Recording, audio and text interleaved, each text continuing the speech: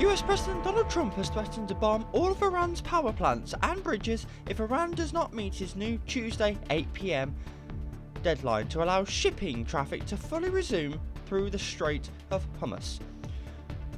The entire country can be taken out in one night, and that night might be tomorrow night, Trump said.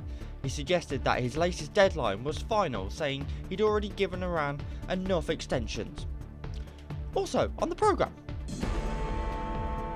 the Artemis 2 astronauts are on their way back from Earth from the moon after going deeper into space than any humans have ever gone before.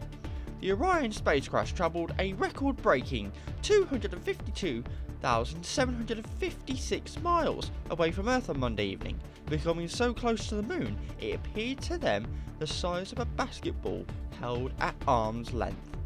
And tens of thousands of doctors across England are setting down their stethoscopes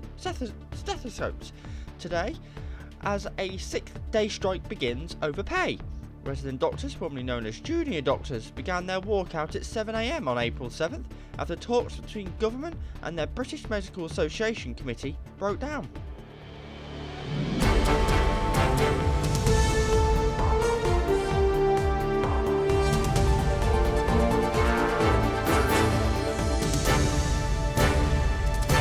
This is STV Lunchtime News with Charlotte Hawkins.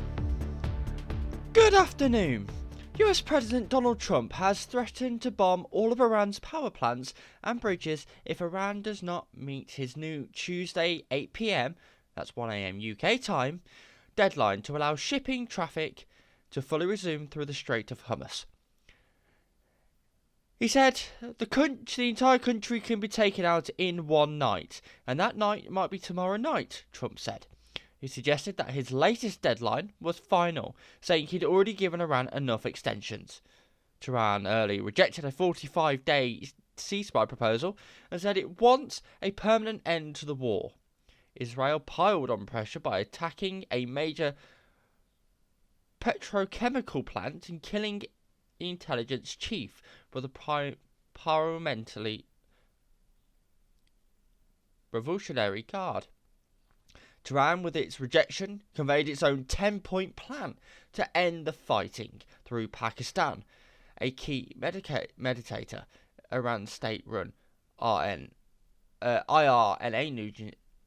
news agency said, "We only accept an end to the war with guarantees that we won't be attacked again." Mojtaba Ferdowsi-Pour, head of Iran's diplomatic mission in Cairo, told the Associated Press. He said Iran no longer trusts the Trump administration after the US bombed the Islamic Republic twice during previous rounds of talks. A regional official involved in talks said efforts had not collapsed. "We are still talking to both sides," he said, speaking on condition of anonymity to discuss closed-door diplomacy. And even Trump said negotiations with Iran continued. Activists reported a new wave of strikes on Tehran early Tuesday. Israel claimed credit but offered no immediate details on what had been targeted. It came as the Israeli military warned Iranians in Farsi on Tuesday to avoid talking trains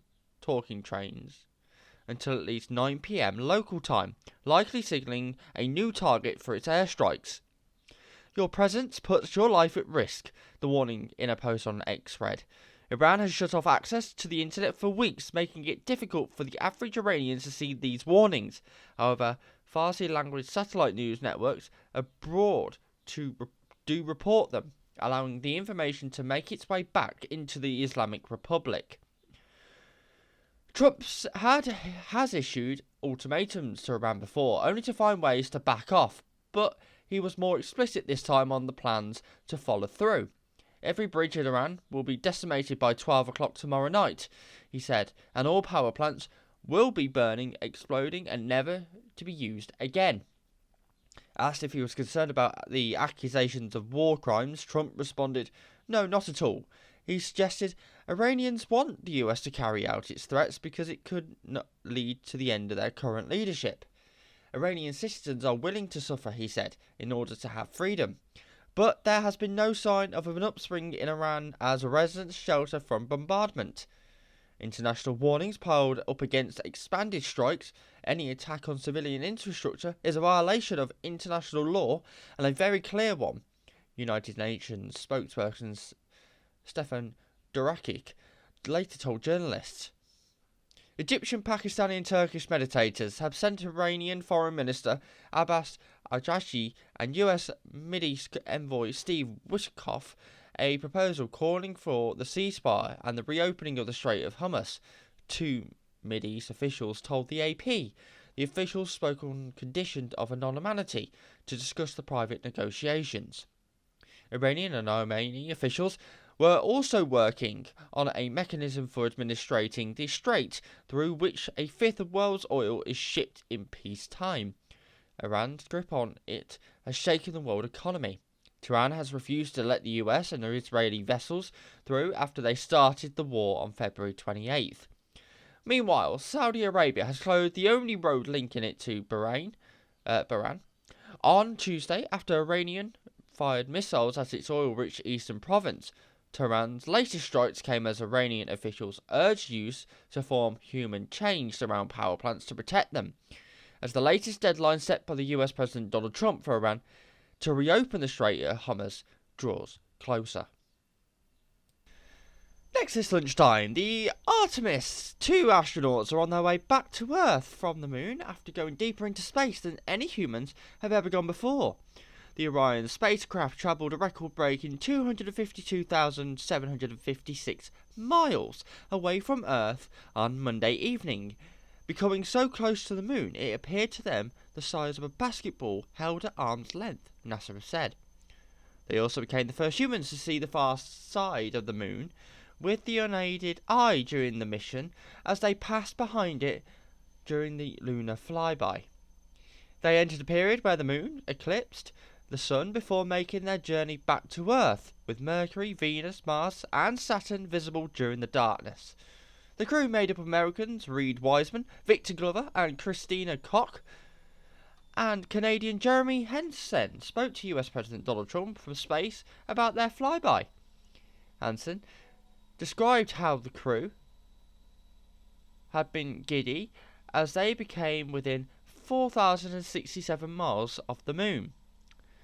When we were on the far side of the moon and out of contact with planet Earth, we all knew it was a milestone. We saw Earth disappear, but we were so busy with science, Hansen said.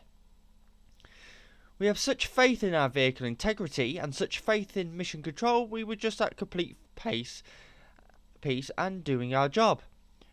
Hansen also described how different the far side of the moon looked when compared to the view of it from Earth. The gravitational pull of the Earth has a profound effect on the near side of the moon, changing all those dark mirrors and those dark patches of the moon you see from Earth. It's very different on the far side, while you see some smaller patches of those mirrors and deep craters. It's very much absent on that side, so that's really neat. It will take crews 4 days to get back to Earth, with a splashdown in the Pacific expected on Friday. While the astronauts did not touch down on the moon, the mission paves the way for a future lunar landing and also lays the foundation to send a crew to Mars.